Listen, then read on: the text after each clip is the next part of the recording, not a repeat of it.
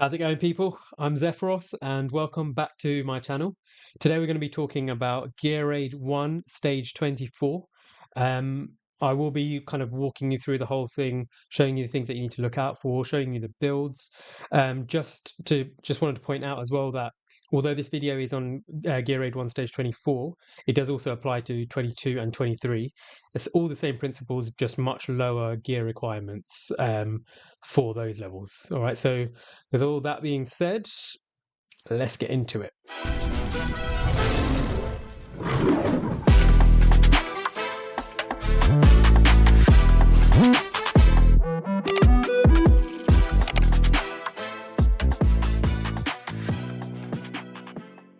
Right, so before we kind of go into the run and before I show you the full run, just a couple of things I wanted to talk about. Right, so the first thing is this stage is crazy hard, right? Really, really hard.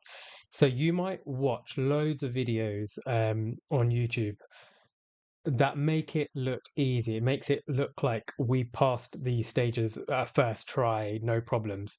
That is not the case, right? I cannot tell you how many times I failed this run, right? I can't put that all into a YouTube video, right? But there are so many things that would go wrong. Like I would forget to activate my Eloin ult. So one of my DPS units would kind of drop off. I'd forget to use. I'd forget to deploy a hero at the right time. I'd forget to use a control ult. And so I'd end up, my wall would end up getting broken down. There's so many things that can go wrong. And sometimes you do the perfect run, right? I didn't forget anything. And RNG still means that my Ingrid would die or my Vienna would die, right? Sometimes you can't control it. So don't kind of be disheartened if you're trying these things and it's just not working. You've just got to keep going. Just keep going. Find a way to kill the next 5 mobs and keep going. Adjust your build slightly. Find what's giving you the best damage and just tweak it, because you will get there.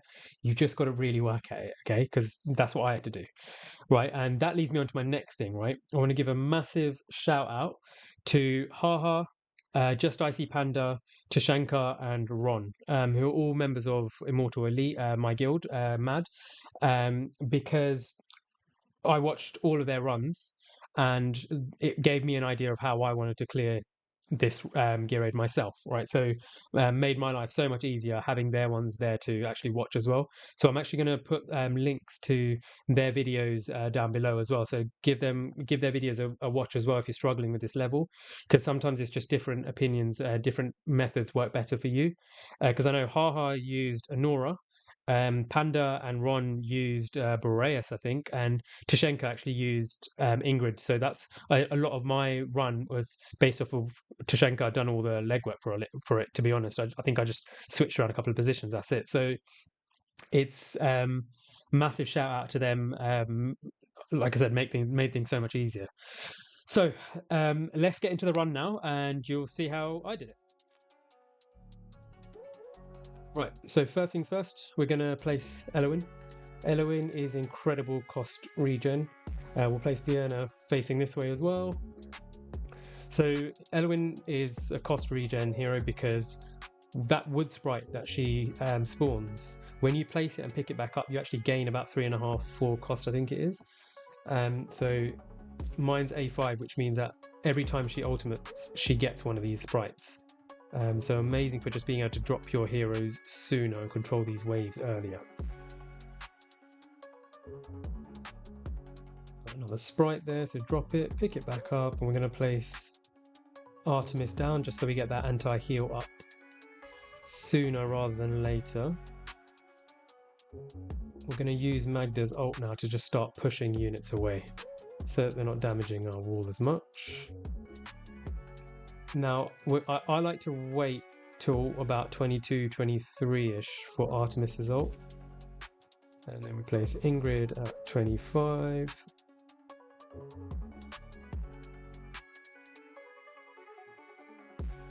Again, sprites there, drop it, pick it up, place Beelzebub as soon as you can. Now we'll activate Beelzebub before we do Vienna. And then we'll place Cerberus in there as well.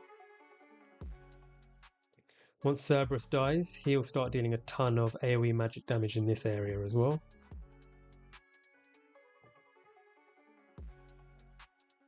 Let's get a bit of cost regen there.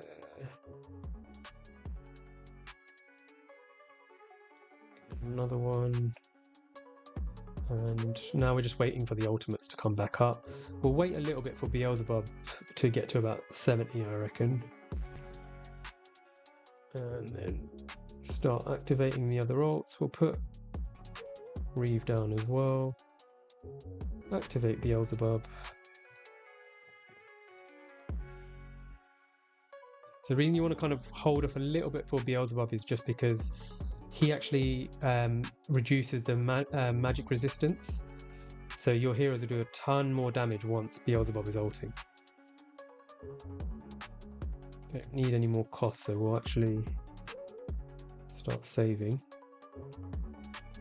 Saving it for when we actually need it. Okay, good. We've handled those waves quite nicely. So now I'm going to use Elowin's ult just because these guys can actually do quite a bit of damage to Ingrid.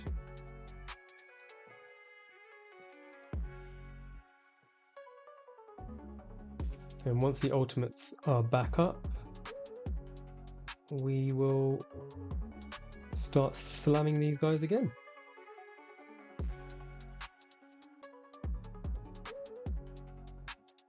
Wait for them to all get drawn in and then use Magda as soon as she's ready. And once they're below like 30%, you can just use Vienna. She's just going to delete them all. Once they're all deleted, pick up your Reeve and place down your Cerberus. So pretty smooth sailing up until now. Nothing too dramatic. We're going to wait for Cerberus ult. Once these guys get to around here, activate Elowin, alright? Because otherwise your Ingrid is dropping. Then you're going to activate all of these ults. As soon as they're up now, you're just going to start activating. Cerberus is down, so he's going to start doing a ton of damage. We're going to place the Sprite now just to alleviate some of the healing load on Elowin.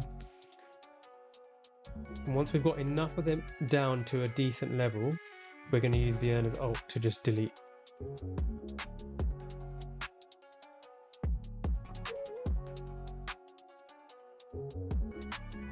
Right, so got rid of a few of them there, that's good.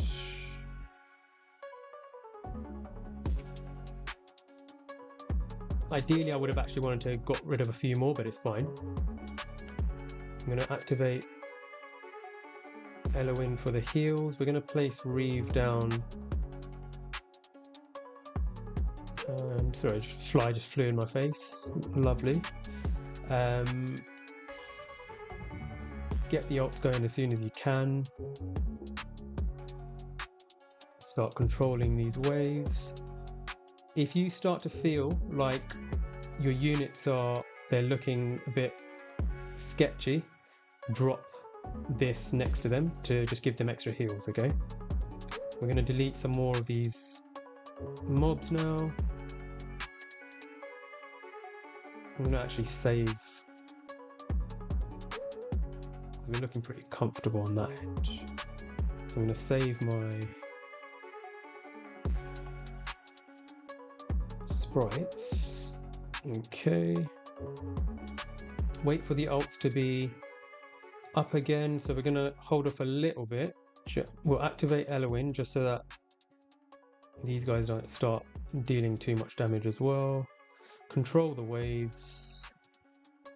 And we're going to go Immerit as well. So a lot of these mobs are actually much weaker now. So we could just get rid of them now to stop them dealing the damage to the wall.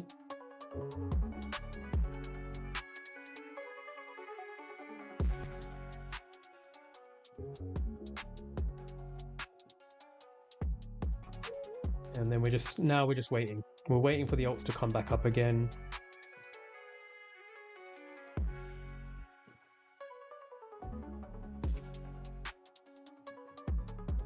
Waiting. Wait a little bit longer there. We'll activate the control units just to stop the wall taking so much damage. And then put the anti-heal down now. Use Emerit.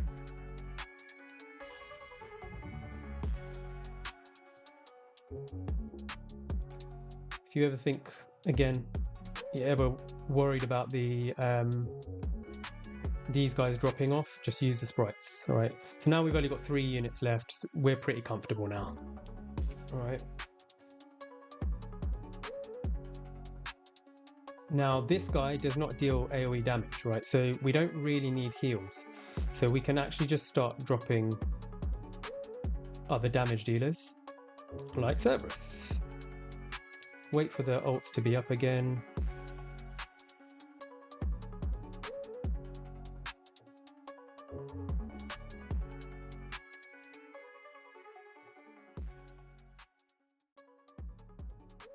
Once we drop this guy, then it's easy. You just switch Ingrid into single target and it's game over.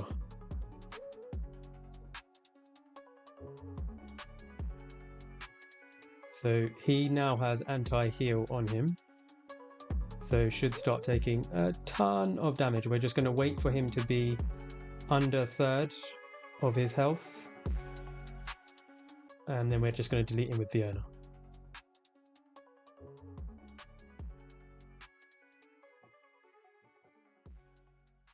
Okay, that's interesting. He did not delete. Not a problem.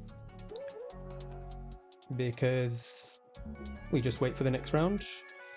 He is going to start hitting Ymir, which is a problem. So we're going to actually put a heal down. So sometimes these things happen, right? Things you don't foresee, they start screwing with you a little bit.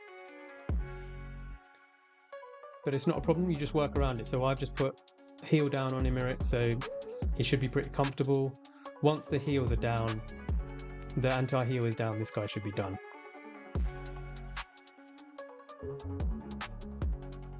Does he count as an elite unit? He must count as an elite unit, which is why he didn't get deleted by Vienna. Let's test that theory.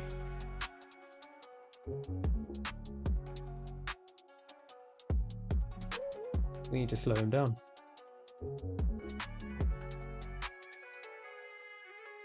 Right, so the boss has dropped off now, which means this guy is going to deal. Now, this was actually a really messy run, I'm not going to lie.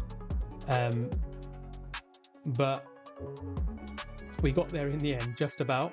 By the skin of our teeth, we got there. But normally you'd kill before the wall actually goes down. But look, sometimes these things happen. Sometimes it's not the smoothest run, but look, that is GR1 24. When I tell you it is a rough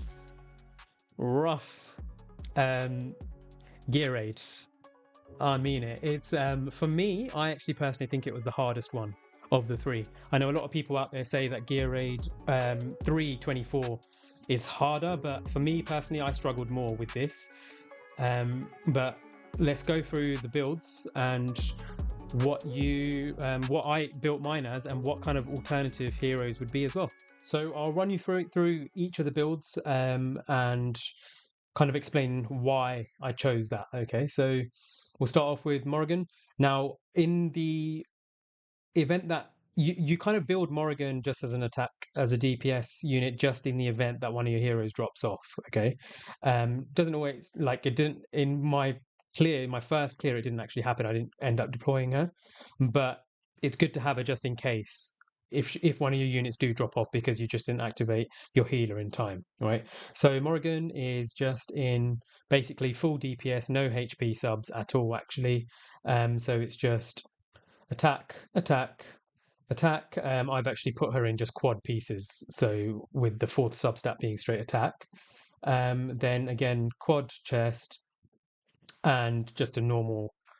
This is nothing special, just a normal weapon with defense. Ideally, you'd actually put like HP substat on there, right? So that's Morrigan. Artifact is I've got Tear of Twilight. You could quite easily use her her exclusive artifact as well. Right. Next hero is going to be Cerberus. Cerberus he's in Aegis Wrath. The reason he's in Aegis Wrath is because he's just not down for long enough for any of the other sets to have any real impact. And when he's dead, you still want that damage to be at its highest. Aegis Wrath just gives straight stats. Right, it just puts crit damage onto his stats. So when he dies and he's doing that kind of that AoE damage, it's still applying from this set. Okay. And then his artifact is just his normal one. If you're struggling to keep him alive and you just need him to survive like just maybe 1 or 2 extra hits, you could actually put him in a lunacy visor. He'll heal himself a couple of times to just make him last maybe 1 or 2 extra hits, and sometimes that's enough to get his ultimate up. So you could actually put him in that as well, if you need it. Next, Magda. Magda is straight DPS Soulbound Arcana, right? So no HP substats, quad attack, quad attack, quad attack, and then I've got him in Wicked Vengeance. All right, so quad weapon, and then I don't for all the for the amount of farming I do, I don't have any quad chests with attack speed. Really frustrating, really annoying, but I don't. So these are the best kind of quads I have. So I've got that on Magda. The artifact that she runs is an Eye of Sin. You could actually use a Frigid Flame as well. So this one here, I prefer Eye of Sin, but either or, you can use Frigid Flame as well. Okay. Um, Next, Beelzebub. Again, I run Beelzebub in an Invigoration just to boost one of my actual DPS units, all attack based, right? Just to maximize the inspiration, and then again, attack speed, attack speed. I did try and build some HP into him as well, just enough that well, it was only one actually, but just enough that he doesn't just get hit by those units, and Elowin doesn't have to keep healing him too much.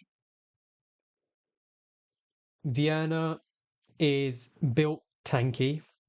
Now, I'm going to be honest here. I've got her in some pretty cracked gear. Okay, so she's in an attack exclusive bangle, and then nice HP on there. Because of my substats, I've got such good crit rate rolls that I'm actually able to run a bangle that run an amulet, sorry, that doesn't have crit rate. So I've just put in a bit of extra HP, really nice piece to go with her pieces, and then she's in an quad, and again a nice chest with HP. So ideally, you want to be getting your 2 units that are sitting on the inside. So for me, it was the Artemis and the Vienna. You want them sitting at about 10 to 11k HP so that they have enough survivability. All right. So I've done that by getting these HP substats in here. So HP, HP, HP.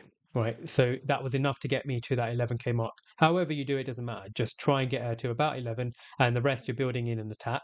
Obviously, crit capping, and then just chuck in as much crit damage as you can.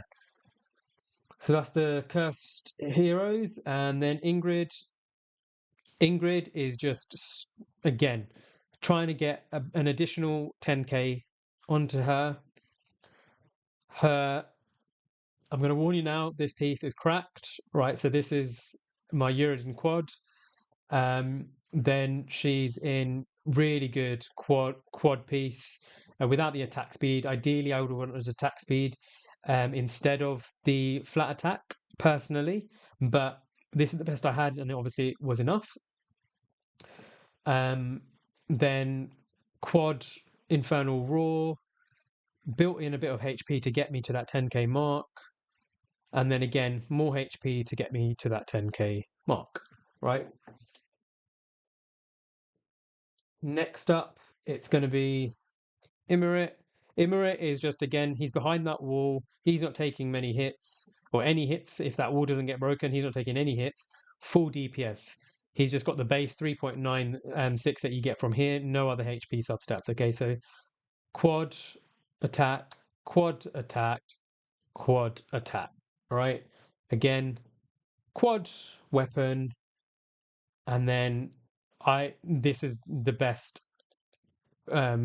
best thing I have, best chest I have. Again, I would have ideally wanted that to be crit damage, but again, this is a crack piece, so I'm happy to have this. Put it on Imrit, obviously, because I want him ulting, so it's actually useful to have that. Next unit, Eloin. Eloin, again, in Invig. Again, you want her to have enough HP to just survive those units that come past. That shouldn't be a problem. And then you want her within enough attack, bit of rage regen in there, and you want her quick. You want her quick. So she is keeping those units alive, because there are periods where all of these 3 units are taking damage, and she needs to be healing them all and keeping them all alive, right? So I run her in an attack speed. Attack speed, then attack bonus, and then again attack. You want her healing to be around the 150 mark, and then attack as high as you can push it, right? Next, Reeve. Reeve, just make him a chunky monkey, right? That's all it is. Just HP, HP, HP, HP, HP. The best HP substats you can get. So mine was built at to 124k HP. You don't need it that high, but the highest you can push it, the higher you can push it, the better, right? Oh, sorry, I forgot to show you artifacts. Tyre's Balm, right? These guys will frequently drop below 50%. So you want, or 40% HP. So you want her chucking out an extra amount of heals just to push them right back up again. Okay. Ingrid was in a tier. Imrit was in a Frigid Flame, I think. Yeah. And Reeve is in a Bastion Ring just to give a bit of extra cover to the wall. And then you've got this bad boy here. You only need him at 50% crit rate, so I just put no crit rate substats on the left side. Just put attack speed, and raid regen where I could. Gave him survivability, so again, trying to hit that 10 to 11k mark. So I put HP in where I could. Attack bonus with as much speed as I can push. Attack bonus, speed, HP. And then his artifact is a golden scarab, just because I want his attack up for the healing, and I want him ulting as much as possible. So those are the builds. There is no denying that these builds are cracked. These pieces of gear are absolutely cracked, but quite frankly, you need cracked gear for the 24s. All the gear raid 24s, you need to have good gear to be putting out the damage and to be surviving, quite frankly, right? In terms of the units, look, I can only work with the units I get. I said it earlier. I always get comments of, you've got high awakenings and things like that. Yeah, I do. I can't unfortunately change that. When I get test server, hopefully I get test servers. Devs, are you listening? I want test server. But when I get test server, I will happily do these runs with a smaller, with kind of lower awakened heroes. But I work with the heroes I've got. So yeah, my Ingrid is A5, right? So she is absolute unit when it comes to damage. But Gear Raid 24, Gear Raid 124, some of my clanmates have done it with Boreas A1. They don't have Cerberus, and they've done it with Zaris. So there are ways around it, but your gear has to be on point to make up for it. It's just the way it is. You can get away with much lower gear requirements for the gear rate 23, 22, right? But 24, you need crazy gear. I mean, even within Mad. Oh, it doesn't show you who's cleared it now. But even within Mad, not everyone in Mad has managed to clear it just yet. Obviously, not everyone's tried yet, but the level of gear that you need, it's substantial. Right, so here the damage dealer is not Ingrid for Haha's one, it's Anora, but he's got an A5 Anora. Looking here, it's going to be A5 Boreas. Icy. Icy is the one who did it from my guild, A1 Boreas. And he didn't have Cerberus, so he used A1 Zaris.